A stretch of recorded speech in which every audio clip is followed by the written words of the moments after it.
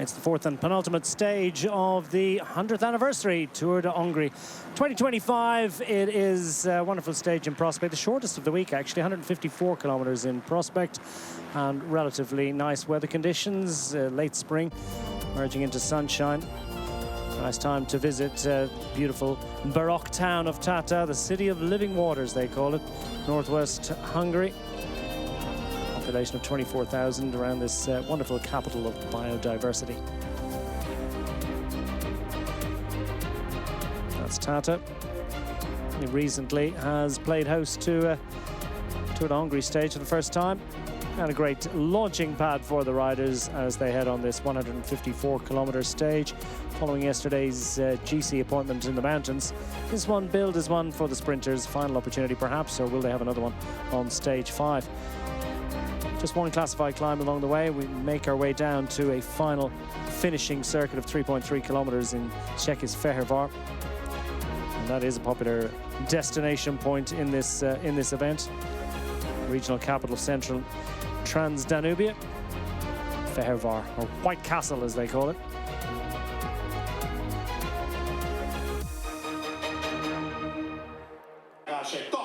That's where we're heading today, and out of Tata today, the final ceremonies complete as Harold Martin Lopez, resplendent in yellow, after his glorious success on stage 3, the Astana rider from Ecuador, leading the riders away from the ceremonial start. Danny van Poppel in the green jersey, leading the points classification after his 2-stage successes. Siebe de Weertje, leader of the mountains classification. It's glory as well for Balint Veldhofer, leading the Hungarian Best Rider classification award. Riders heading away from beautiful 14th century Tata Castle through the early neutralized section. I can tell you, challenging start to the day, plenty of excitement and plenty of riders seeing the eventual final finishing line coming on Sunday and realizing that they're running out of opportunities to make it into an early break. So it was a long and sustained push for that early move, and plenty of investment coming from the Powell, Sousa, Sybil, Clementine squad. Well into the early moments of a stage that includes just one classified climb, 3 bonus sprints along the way, one coming early in the day and then 2 a little bit further down the road. One of them within 10 kilometers of the finish line, could be interesting. Team Polti visit Malta, haven't been involved in the early breaks too much this week, so a little bit of investment from them to see could they get up the road. Rakhani, though, was of course involved in the early move on stage 3, scooped some mountain points. Victor van den Berg also tried to get into the early break on stage 3, got within a matter of a few seconds, having missed the initial escape from the riders, and well, he then didn't quite get on, and unfortunately had to go back to the main peloton. Well, today he's made it in, so makes it 6 riders up front, and some higher and loftier status teams as well involved in the early move. Euskaltel have put Louis Sutton, the young British rider, in the orange colours up the road into the early move. Q36.5 as well have Kamil Maleski, perhaps the best known rider in here, former second place finisher overall in the Tour de Hongrie back in 2018. He's joined by Diego Sevilla as well of Team Polti visit Malta in those red shorts, white jerseys, green sleeves, distinctive colours, Italian national colours. Plenty of Spanish interest in that team as well as Italian, and Diego Sevilla has been with them for several years. Also clear of the field, Sander Nistad Steen down to the back at the moment in the yellow colours of the Epernex Hungary cycling team. 20-year-old Norwegian rider has found a berth with one of 3 Hungarian continental level teams that have been invited to this race and have certainly lit up the action. They've been involved in so much of what's happened in the early moments of the stages, and indeed, particularly in the case of Team United Shipping, they've also been very invested in the finales, courtesy of Balint Veldhofer and Mihailo Stolitz as well, fine sprinter. Speaking of sprints, the first intermediate sprint of the day, claimed by Louis Sutton. 22-year-old Englishman from Barnet in North London.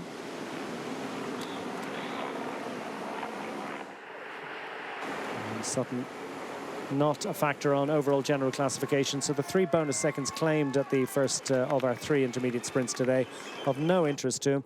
Points classification too, those 5 points are not really of any interest. I think it's more the prize money actually, and a little bit of the glory that goes with it. A little bit of extra representation in the final official results for Louis Sutton.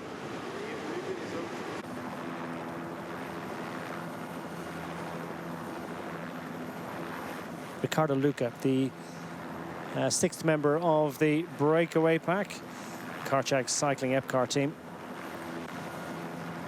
And that's another team from the host nation that have put several riders up the road so far this week. Number 194, Ricardo Luca, in the rotation in the early stages. Maximum advantage for this group, up to 2.5 minutes clear. It's been pared back now as we see Louis Sutton launch off the front again at the 2nd of the 3 intermediate sprints. Huge crowd out. Well, they're absolutely loving this. The 100th anniversary of an event that's really captured the imagination of Hungarians over the years. Really part of the fabric. The annual sporting calendar of Hungary is not complete without a Tour de Hongrie, and how the organisers have integrated, I think, the local communities that they race through into the race. There's lots and lots of land art, lots and lots of communities out doing various displays, and lots and lots of representation of the number 100 in Hungarian colours. Harold Martin Lopez has dispensed with the Astana colours today, delighted to be in yellow. An 11-second advantage on overall general classification. It's a narrow margin for the Ecuadorian, ahead of Alessandro Covi of the U8 Team Emirates XRG squad. And Albert Withen Philipson currently in 3rd place, 13 seconds down. Alexander Hayek within 17 seconds. First 10 riders covered by just 25 seconds. Doesn't seem like much.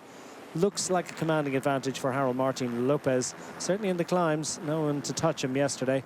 Attacked, almost looked like he was going to be towed back, and then went again. On his margin at the finish line was just 7 seconds. It seemed like he was head and shoulders above the rest, in a metaphorical sense.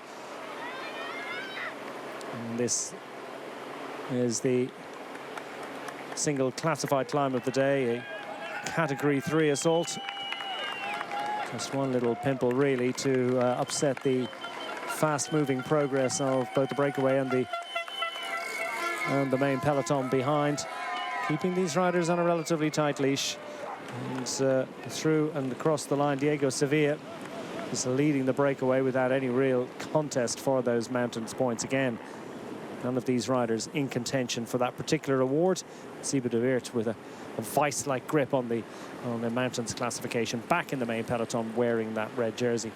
Manetsky and Sutton following him through, keeping the pace relatively high as we pick up the action within the final 45 kilometers, and that peloton starting to crowd around, and the pace rising, the roads becoming a little bit wider, more exposed, the direction of travel offering a potential for a little bit of crosswind action. And I think they've got the nod from the team directors behind as we have a look at this finishing kilometer. This excellent drone footage giving us a sense of the final 3.3 kilometer circuit around the wonderful exhibition center that houses the local ice hockey team here in Székesfehérvár. And through the final left-hander, we've got 800 meters to the line. A little bit of a drag up. I don't get a sense of it from that picture, but it is a challenging finale, albeit definitely one for the Flat Out Society racers, of whom Dylan Groenewegen in those Dutch national road race champions colours in your picture there momentarily. Well, he'll certainly not be afraid of that one. He'll be looking forward to it. Through and past the motor. The head of the race charging on. And past the Mark Cavendish bus stop. That's where the Manx missile picked up a puncture when the Giro d'Italia visited Hungary just a few years ago, and Cavendish was Cav was stopped at the side of the road there, and the locals decided to rename it the Mark Cavendish bus stop. Maybe that's where he picks up the autobus, fabled autobus. Carries him up the mountains into the conclusion of Grand Tour stages. This one not a challenging ride for the sprinters, challenging only really in trying to produce a final sprint finish. And the peloton getting their skates on, pushing hard, and as a result, dwindling advantage now for a reduced number, down to the final 3 riders in that breakaway group as the leading lights, Maletsky, Sutton and Sevilla, last men standing from a breakaway group that is hoovered up by a fast-moving peloton. The crosswinds, tail crosswind in this particular section, within 30 kilometres of the finish line. And Harold Martin Lopez in that yellow jersey being very, very vigilant indeed to stay as close to the front as possible. And the riders absolutely rocketing along. Speeds in excess of 60 kilometres an hour here. Alessandro Covi is second overall, just 11 seconds down, and is mindful of the potential for a split here, wondering perhaps whether Harold Martin Lopez will be enjoying it quite as much. Lopez has quite a few riders around him, some very strong riders, including Gleb Syriza, Malucelli, and sprint stars who are going to look after him a little bit.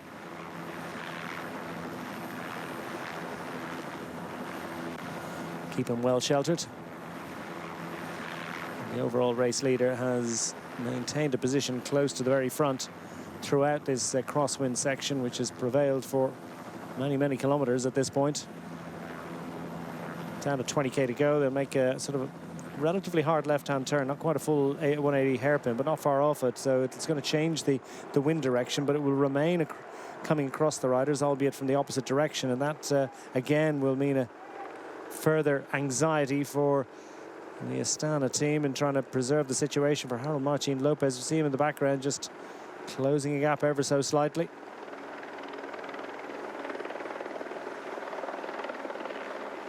I'm staying latched on. Lidl Trek up front. Albert Withen Philipsen, of course, the rider they're protecting. Third overall, 13 seconds back. And indeed, they have Tim Thorn Teutenberg, who is certainly going to be interested in the destination of stage honours today after his second and third place finishes in the first 2 days. So a couple of podiums. Yet to crack the big one. As a pro, it's coming, you feel, for Tim Thorn Teutenberg and the Lidl Trek squad with 2 big carrots to chase today. Protection of their GC favourite and maybe projection of their sprint star into the winner's circle. UAE Team Emirates squad as well, also mindful of the potential for splits, and I think a lot of the teams as well thinking about that final intermediate sprint of the day, the 3, 2 and 1 bonus seconds on offer.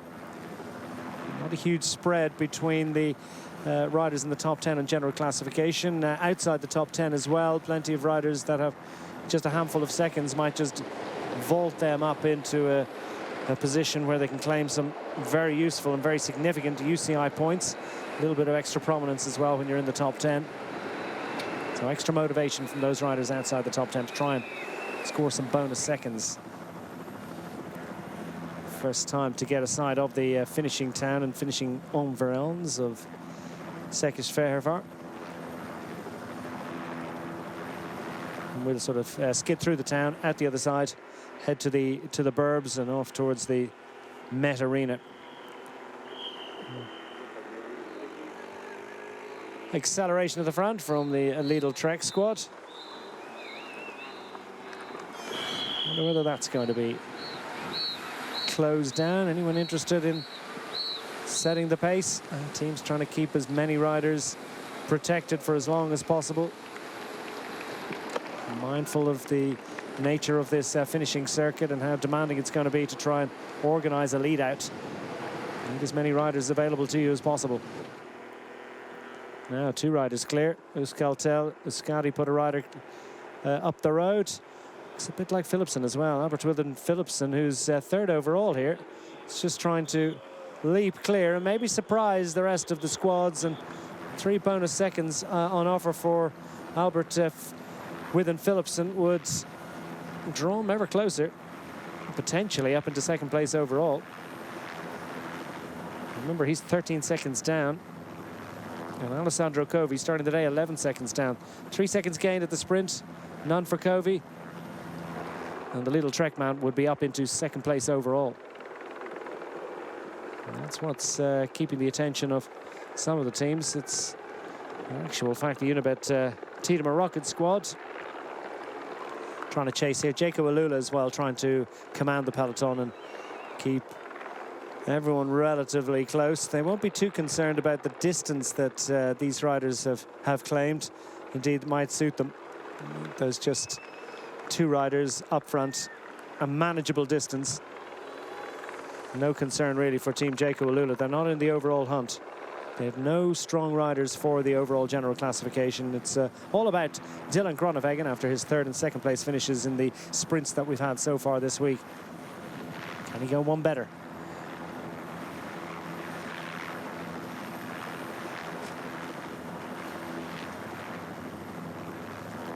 And we'll hit finishing circuit with 13 kilometers remaining, which has to be negotiated almost 4 full times. So 3 full laps of 3.3 plus most of a full lap, 4 times over the finish line. And they're just trying to leap across a tempting gulf here. It's just a matter of a few seconds advantage, and that's extra strength coming to the party here might be of value to these riders. What sort of level of control is going to be imposed from the main peloton? What level of the organisation is available? The overall race leader, Harold Martin Lopez, is showing very close to the front at the moment, but I think too much to panic him, really.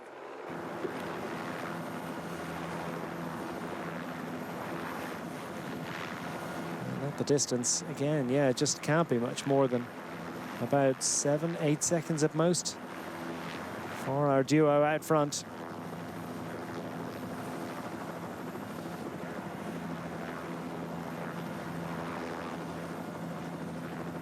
Rocketing along. Absolutely titanic pace today. Well ahead of the fastest schedule.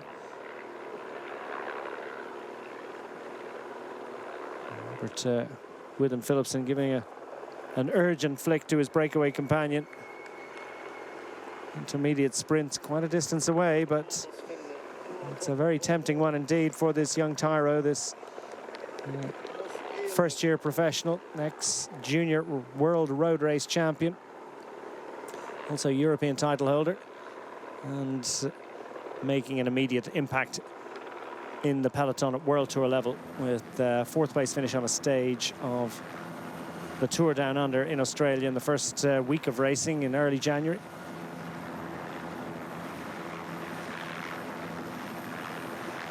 Philipson forging clear with ambition, but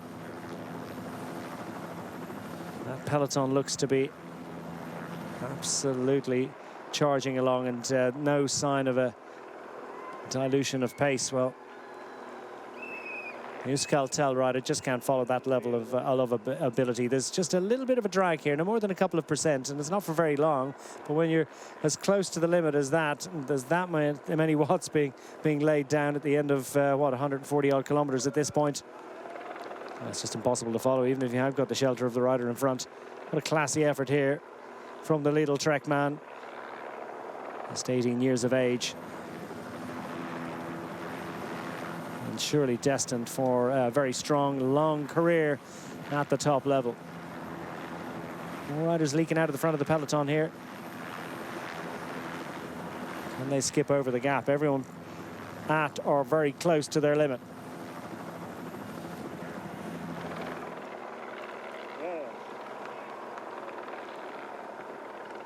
Quick shout into the radio. Look for encouragement. Look for a little bit of news. What sort of an advantage have I got? Don't want to look around. It would cost you. Well, it's impossible not to, isn't it? You just want to know if this is still worth doing.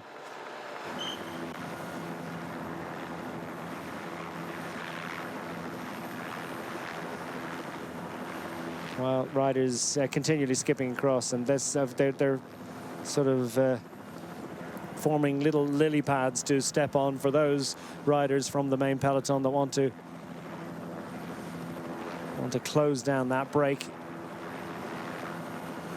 But no real control being exercised by the main peloton, and Philipson running out of steam here a little bit. Will these riders arriving up be of any benefit to him? The Astam team aren't much interested in this one. Certainly not interested in Albert With and Philipson closing the gap to Harold Martin Lopez at the head of general classification. They want that. They would love to see riders who aren't in GC contention head off clear, take those bonus seconds. So Philipson's back. Chapeau and congratulations, but not going to pay off on this occasion.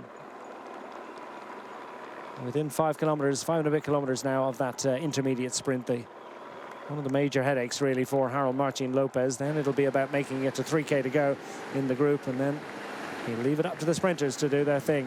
Among whom indeed are Matteo Malicelli, his teammate, who's got a couple of top 10s already this week, including 5th on day 2. And the Blue Cloud Kazakh registered outfit will look to control. They've got Charmig on the front there. Domestique, who did great work yesterday.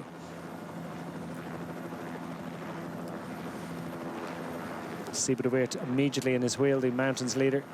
For Team Flanders, Balois, different agenda, different duties for him now. Team Flanders, Balois, again, they have no great investment or interest in the overall general classification. Best placed rider is Vincent van Hemelen, who is currently 19th overall, 44 seconds back and pretty much out of GC contention. So their major interest for the Flanders Balois squad in trying to present Jules Hesters into position to improve on his 8th place finish from day 2. Current Farmer squad on the left-hand side of your picture, the Spanish registered team who performed well with a couple with 4th and 7th place finishes already for Brustenia, who's sprinting very well indeed this week. So they'll be fully committed to supporting his efforts. No doubt Barade might fancy trying to gain a few seconds. 3 seconds gain for Barade starting the day 13th overall would move him up into the top 10. Jacob Alula want to take control of the front of the peloton. Their thoughts all about the final finishing sprint, and Dylan Groenewegen safely in the wheels at the moment. Little interest in this intermediate sprint coming up as we make the right-hander, another right-hander to make, and then we're on that finishing circuit. First time over the finish line will pay the bonus seconds. Also points towards the points classification, but I don't think Danny Van Poppel in that green jersey, nor indeed his closest challenger, Dylan Groenewegen, will be particularly concerned about that one. They coming as it does so close to the finish line, I think they'll be thinking about keeping their sprint intact all the way to the finish line, so they'll just huddle in the wheels. That intermediate sprint, though, is going to be extremely interesting for the GC contenders. Those in the top 10 are hovering around the outside of it. Harold Martin Lopez in a handy position in the top 30 riders.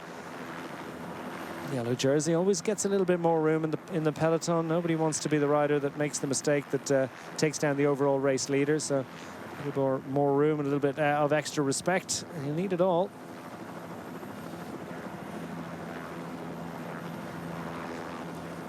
Meanwhile, Q36.5 showing at the front. They've been off the front, of course, in the break today with Kamil Maletsky, but now thinking of trying to set something up for Giacomo Nizzolo. The best placed rider on general classification is Harm van Houke in 9th position at 25 seconds. So a few bonus seconds would certainly carry him up several positions.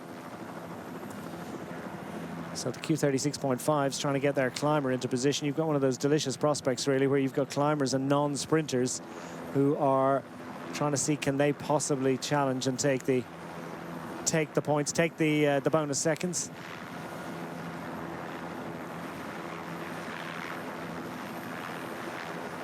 Just over a kilometre to that intermediate sprint, the final one of the day. UAE Team Emirates control in the front. Team Jacob Alula in those purple jerseys. And launch here from the UAE Team Emirates XRG squad. I suspect it's Covey. Second place man overall, starting the day 11 seconds down. Alessandro Covi's superb second place finish on the big mountain yesterday. Trickish climb, proving very much a happy hunting ground for Alessandro Covi, the UAE team member at XRG squad. What a great B option he was for that UAE team after they lost their GC favourite Pablo Torres in the day 2 crash. And stepping up with an opportunity to represent not just for the team but for himself. Alessandro Covi continues to believe. And 3 seconds gained. It was a long, long run here from this final turn all the way to the line. And it's a really long, agonizing drag all the way up to the finish line. The first time of asking here for Alessandro Covi, and will he just about hang on? Looks like he has enough in hand to take those bonus points, but more particularly those bonus seconds. 3 bonus seconds on offer, and unless Harold Martin Lopez scores, and I don't think that's likely, then he's going to move within 8 seconds. So significant 3 seconds gained here. Well, he closed them down, but they don't get there in time. Alessandro Covi does what he needs to do. That was worth it. That's paid off nicely, paid off handsomely. Looked a bit like Crescioli as well, getting up for second on the line there for the Team Faulty Visit Malta squad. He too could usefully use a couple of bonus seconds, so that's going to rubber stamp his position in 11th on general classification. Wait for full confirmation of these positions, but Alessandro Covi certainly up to within 8 seconds now of the race lead. There are 3 intermediate sprints on the final day of action, and 3 classified climbs early in the day. Plenty of lumpiness that will make it potentially a little bit of a sleepless night for Harold Martin Lopez as he contemplates defending his jersey. Well, a bit of an attack after the sprint.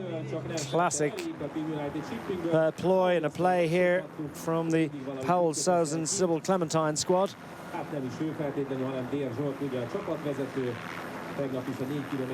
Launching a rider clear, and one of the, looks like Team United Shipping riders also coming along for the party. And what a great week that the Team United Shipping team have had. Formed relatively recently in Hungary. They've got Balint Feldhofer, 7th overall after his great 7th place finish on the mountain yesterday. They've got Mihailo Stolets, who has a 6th and 9th place finishes from the sprints, so top 10 against major UCI World Tour opposition. They'll be feeling pretty cool about that. And of course Janusz Pelikan was in the break on the first 2 days and wore that white jersey that were almost never present actually in the action. Michal Szuran as well. The break on a couple of occasions so far this week.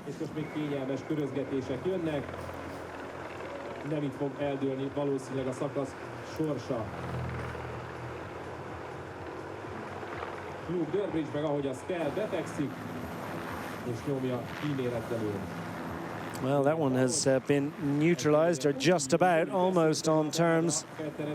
It's left-hander. A demanding one. Commands attention, that one, doesn't it?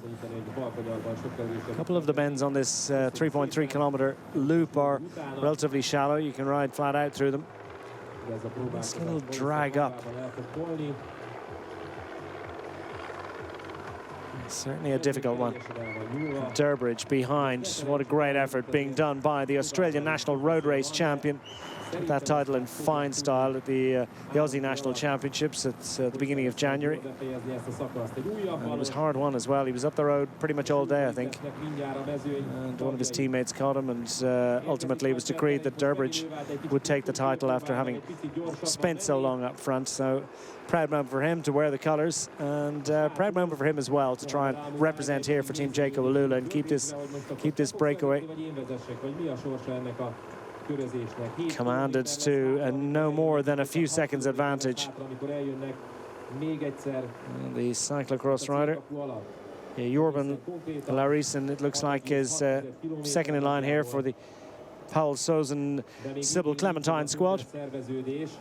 És nagyon-nagyon érdekes lesz egyébként ez a hajrá. Legalább annyira, mint volt az Approaching the line, 2 laps of 3.3 kilometers remaining.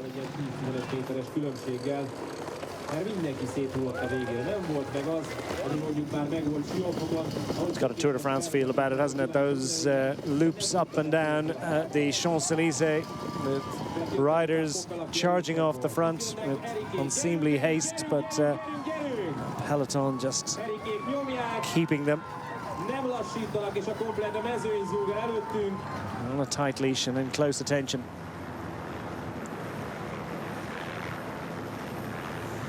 So 6 and a bit kilometers remaining of the day as the lead-out trains try to get themselves organised.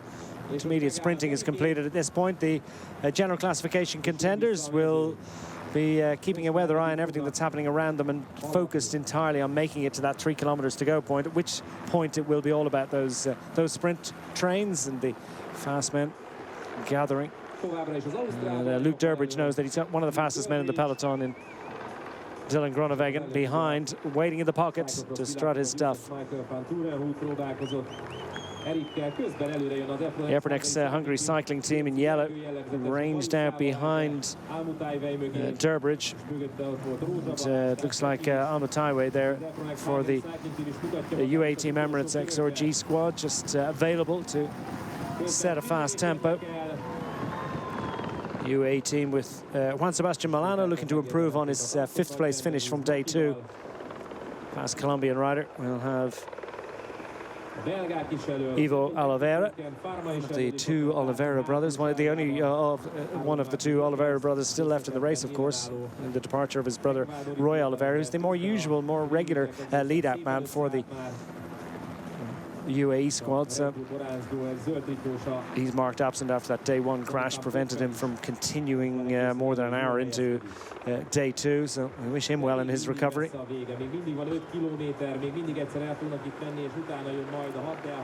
5K remaining.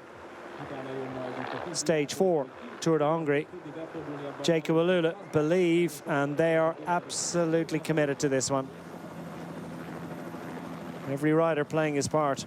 Jacob Alula not involved in the GC fight. Best of their riders actually is Durbridge on the front here. Well, he's 39th overall, 1 minute 33 seconds down.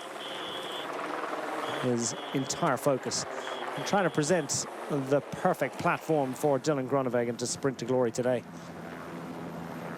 Well, they performed similar heroics on day 2. Groenewegen not quite able to fend off the late surge from Danny van Poppel on that occasion.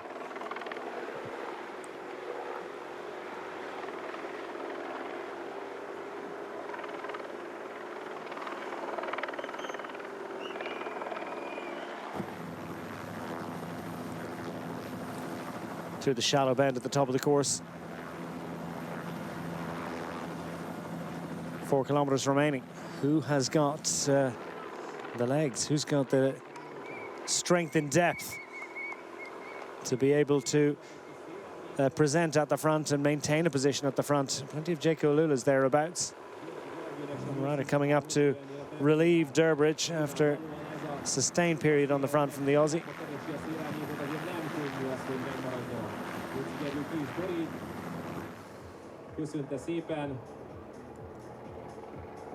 De dolgozik mindenki, mint a gép. Itt nagyon-nagyon kell dolgozni, főleg itt a végén. Ez valami elképesztően kemény lehet majd a végén a sprinter. All the riders in line astern, quite able to get into color order here. The usual patterns not yet able to apply. This has been a really, really tough one to control. Really fast run stage.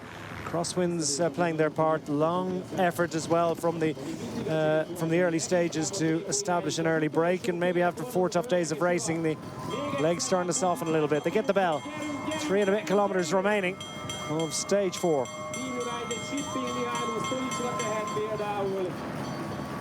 Akinek már vannak top 10-es eredményei a Tour de Hongrie-ról.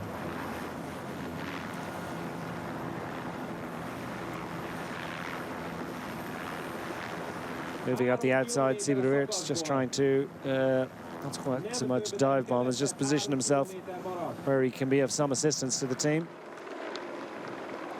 All sorts of mountain points behind him at the moment. Different focus. And down to the final 3 kilometers as the Jaco Alula squad think about the hopes of Dylan Groenewegen. What other teams are invested here? UAE Team Emirates with Juan Sebastian Milano gunning for glory. Danny van Poppel, can he make it a three-peat? 2 victories already this week. 3rd sprint in prospect for the Flying Dutchman. Team Bahrain victorious have Phil Bauhaus, who's scored success in this region of Hungary in the past, of course. 8th place, his best position so far. Alberto Brutamesso has actually been sprinting well. Also the young Italian for the Bahrain victorious squad. XDS Astana team. We mentioned Matteo Maricelli, Glib Storitza to perhaps assist the fast Italian racer. Q36.5 of Giacomo Nizzolo. Lopez to Abachuco from Euskaltel Euskadi. Orange jersey, just trying to maintain a position of prominence and pick up on the lead-out trains of some of the more vaunted squads. Team Flanders Baloise, we've seen those blue, yellow and white colours much in evidence today and indeed this week, and Jules Hesters will hope that they've got riders in abundance to support his ambitions today. The sprinters, Davide Bomboy of Unibet Tiedemann Rockets. We've seen some of their riders. Indeed, a bit of a dive bomb up the inside there. Was that Bomboy, perhaps? Young Italian rider with the Dutch registered team. A little bit of a fracture. 1,200 meters remaining. Who can get themselves organised? Well, the VF Group Bardiani CSF Faisane squad want to see what they can do about presenting on the front for Luca Colnaghi. 10th on day 1 for the Italian rider. Who'd bet against it today?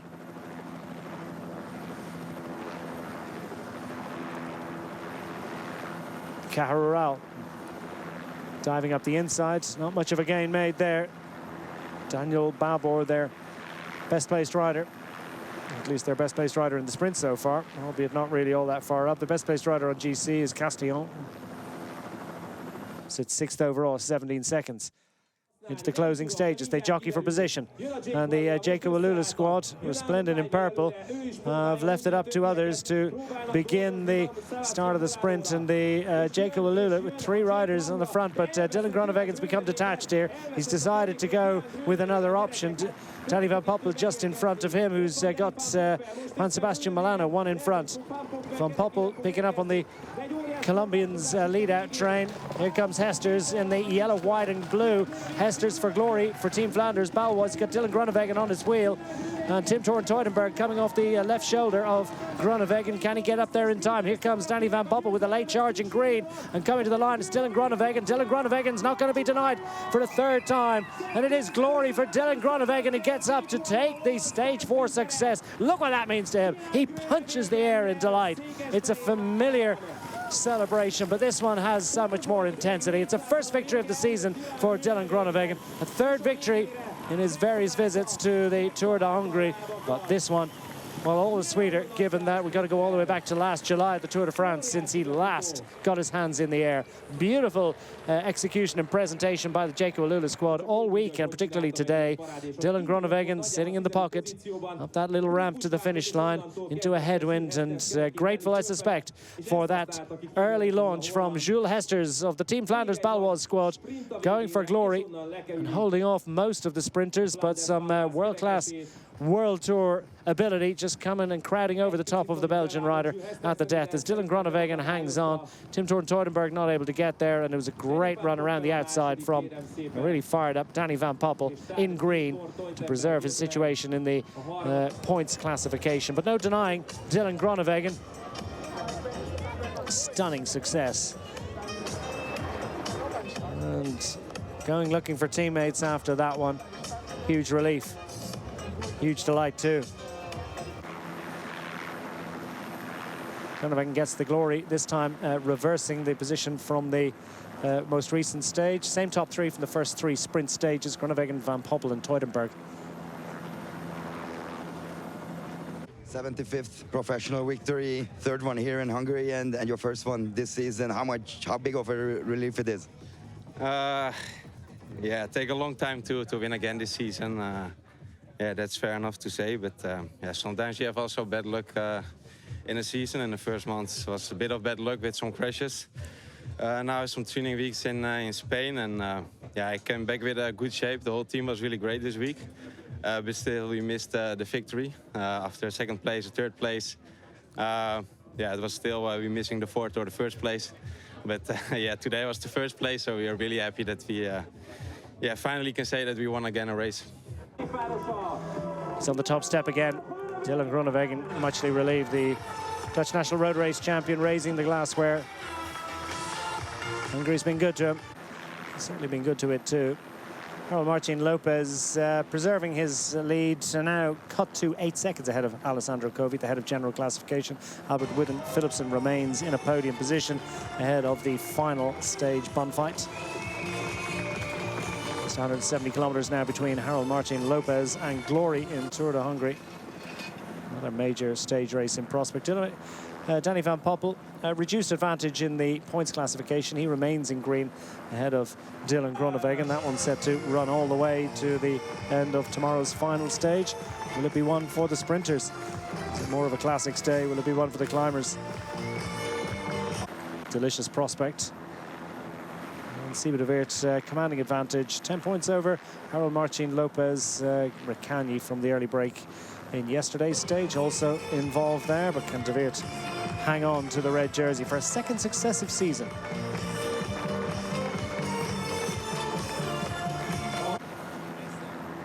And Balint Feldhofer remains 7th overall, and that means that he's leading the best Hungarian rider classification. Breakout and breakthrough performance for the young Hungarian rider, making a name for himself this week, and has that white jersey into the final day of action from Esztergom to Ecek.